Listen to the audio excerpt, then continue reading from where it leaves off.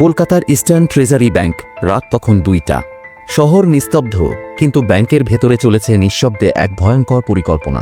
ডাকাত দলের নেতা আরাব ছিলেন সাবেক ইঞ্জিনিয়ার। তার সঙ্গে ছিল 4 জন দক্ষ সদস্য, হ্যাকার, কারিগর, নিরাপত্তা বিশেষজ্ঞ ও চিত্র পরিকল্পক। তারা মাসের পর মাস ধরে এই ডাকাতির পরিকল্পনা করেছিল। ব্যাংকের ভেতরের ভল্টের দরজা ছিল আধুনিক লেজার প্রোটেকশনে ঘেরা।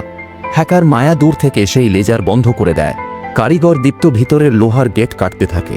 অবশেষে তারা প্রবেশ করে ভল্টে। সেখানে কোটি কোটি টাকার নোট, সব এক জায়গায়। ঠিক তখনই বাজে অ্যালার্ম। কেউ একজন ভিতরে ঢুকতে গিয়ে গোপন সেন্সরে পা দিয়েছে। পুলিশ ঘিরে ফেলে পুরো এলাকা।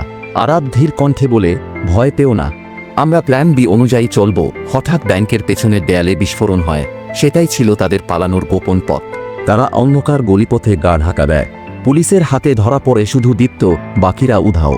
পরের দিন সকালে আরাব এক পাহাড়ি গ্রামে বসে টিভিতে খবর দেখে হালকা হেসে বলে, হা হা, এটা তো কেবল শুরু।